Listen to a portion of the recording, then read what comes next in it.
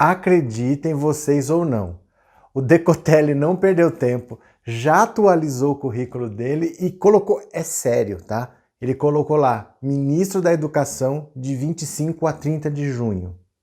Juro pra vocês que ele teve essa cara de pau, mas eu vou explicar com calma um outro detalhe importante que a gente precisa conversar, vem comigo.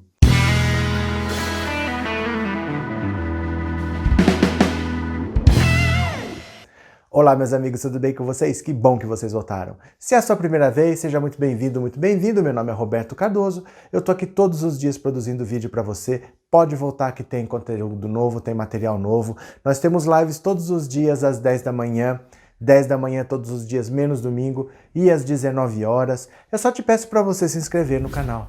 Tá? Você dá um cliquezinho que é super rápido, você ajuda demais o nosso trabalho. Se você puder fazer isso agora, você dá um clique e ajuda a gente a produzir conteúdo, tá certo? Se você ainda quiser contribuir com o canal, você pode se tornar membro e aí o seu nome ainda aparece no final do vídeo. Fechado?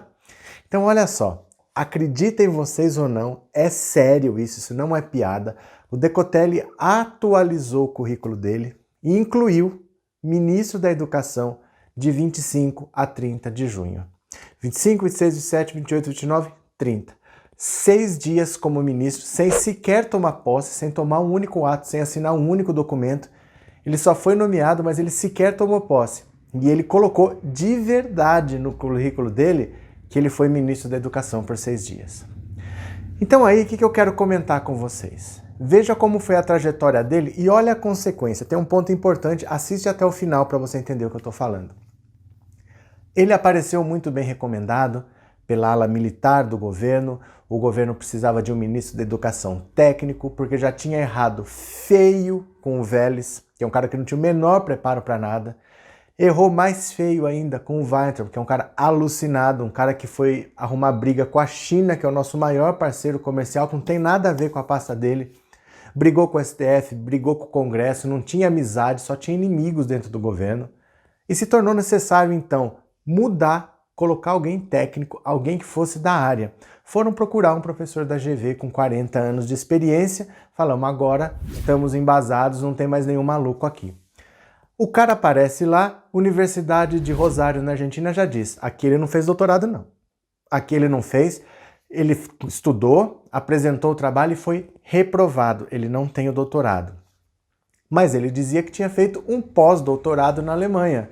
Foram ver na faculdade da Alemanha, passou lá 3 meses, estudou lá, mas não ficou 2 anos, como ele disse, e não tem um pós-doutorado lá.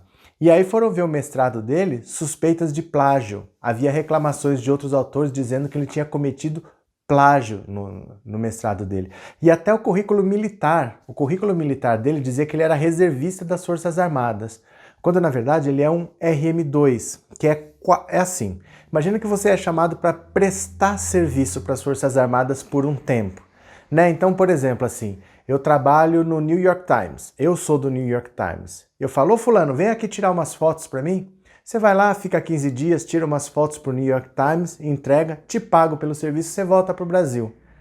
Você pode falar que você tirou fotos para o New York Times, mas você se aposenta e fala que você é funcionário aposentado pelo New York Times, é um pouco demais, não é? Então qualquer militar diz que um RM2 dizer que é um reservista da Marinha é uma forçação de barra muito grande. Mas ele falou isso também, até no currículo militar ele mentiu. E agora ele sai por causa de problemas no currículo e já coloca no currículo dele que ele foi ministro, sendo que ele sequer tomou posse. Ele nunca sentou na cadeira, ele nunca assinou nada. E eu vi muitas discussões, é isso que eu quero falar com vocês agora, de pessoas dizendo que ele apanhou muito mais do que o normal por causa de racismo. Então assim, o Salles tinha problema no currículo, a Damares tinha problema no currículo, mas ele, por ser negro, não teve a mesma tolerância, tá? Beleza, vocês sabem que aqui no meu canal eu discuto muito esse assunto, que aqui a gente trata, eu tenho uma série de vídeos aqui sobre racismo, e eu queria falar para vocês que, assim, tem que ter calma. Tem que ter calma pra gente não misturar as coisas. Pelo seguinte, vê se você concorda comigo. O caso do Decotelli aconteceu em um momento do governo. E não aconteceu junto com a Damares e o Ricardo Alves. Porque quando veio a denúncia dos dois, era o começo do governo Jair Bolsonaro e ali era uma lua de mel. Ali qualquer besteira que ele fizesse, vamos dizer, quando ele indicou o Augusto Aras para ser procurador da República, que já não foi no começo, foi já do meio para o fim do ano. Mas se lá no começo, em vez de indicar o Augusto Aras, ele indicou o Augusto Bolsonaro, o cachorro, para ser procurador, as pessoas iam bater palma. Eram 4 eleições seguidas que o PT tinha ganho e era uma eleição em que o PT não tinha ganho. Então era um ambiente de lua de mel. Passaram pano, deixa eu dizer, passaram pano. Passaram pano para tudo que acontecia. E agora o momento é outro.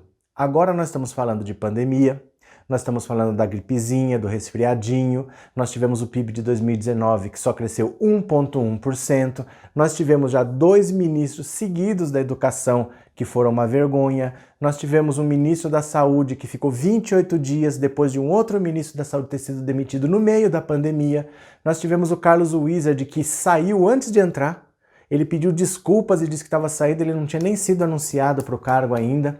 Então tem uma série de erros nesse governo que hoje a situação é outra. Não podia errar. Essa era uma indicação para não errar. E veio uma coisa atrás da outra. Além disso, veja que quando o Decotelli se apresenta com uma sucessão, não foi um problema no currículo, foi outro, e outro, e outro, e outro. E mesmo assim, Bolsonaro ia passar pano sim. Bolsonaro ia passar pano e ia manter ele no governo, porque o Bolsonaro não liga, gente.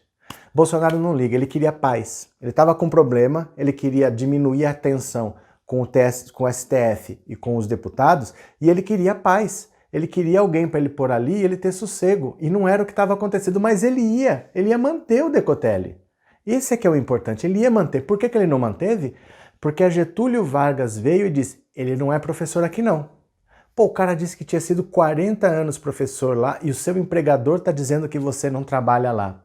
Porque aconteceu o seguinte, a Getúlio Vargas tem alguns cursos que ela vende. São cursos assim, por exemplo. Aqui mesmo em Bauru, onde eu moro, tem um curso aqui que é uma parceria com a GV. Então, o professor que dá esse curso aqui em Bauru, ele é professor de uma instituição que fez uma parceria com a GV e vende aqui o curso com a assinatura da GV. Mas esse cara não é professor da GV, ele é professor dessa instituição que vende esse curso aqui, que é mais ou menos o caso do Decotelli. Ele foi professor dando esses cursos aí da GV, mas aparentemente ligado a uma outra instituição e não como professor do corpo fixo da GV. Dava aula dos cursos da GV? Dava. Passou pelo crivo lá? Passou. Mas a GV quis se livrar do problema. Quis se livrar do problema para poder continuar vendendo os cursos. Então quando eu falo para vocês, isso foi racismo? A gente tem que tomar muito cuidado. Sabe por quê? Porque as pessoas que falam isso estão falando no sentido de ajudar. Eu entendo que assim seria uma coisa bacana você falar, eu não sou racista, eu tô vendo nesse caso atos de racismo, eu sou contra e eu tô me posicionando. Mas desqualifica a nossa pauta, diminui a nossa pauta de luta contra o racismo quando você pega um caso totalmente errado, um cara que do começo até o fim está errado e até após o fim. Porque a história dele com o Ministério da Educação já acabou e ele ainda está alterando o currículo para colocar que foi ministro, sendo que ele nunca nem tomou posse. Então desqualifica o movimento, desqualifica tudo que a gente defende quando as pessoas dizem pura e simplesmente, ah, foi racismo. Como se o problema tivesse sido esse, e não foi. Porque quando as pessoas olham tudo que esse cara fez, a nossa luta fica diminuída, porque assim, agora só porque é preto estão se fazendo de coitadinho. Olha lá o vitimismo, olha lá eles fazendo mimimi, olha lá, estão falando que ali não tem nada de preconceito, quando na verdade é isso mesmo, não é preconceito. Ele é um cara que está errado do começo até o fim, independente do que ele fez. E o Bolsonaro ia aceitar. Isso ninguém fala, o Bolsonaro ia aceitar mesmo ele todo errado, porque Bolsonaro não liga. Bolsonaro então não é racista. Não, ele tem o Hélio Negão do lado dele. Isso não quer dizer nada, tá? Isso só confirma o racismo, na verdade, porque olha só, você ter um amigo e gostar dessa pessoa não quer dizer que você não é racista, porque o preconceito se manifesta exatamente com quem você não conhece, porque você não tem informações sobre aquela pessoa e você julga pelo que você vê na hora, à primeira vista. Então eu não conheço nada. Eu não posso dizer nada, mas eu vejo que é preto, então é vagabundo, então é ladrão, então é não sei o quê. O preconceito não aparece com os amigos. Você não pode se basear pelo Hélio Negão ou pelo Decotelli no governo para dizer que não é um governo racista, porque com quem você conhece isso não aparece. Você pode casar com uma pessoa de uma outra etnia e você ser racista, porque você conhece, não é aí que se manifesta.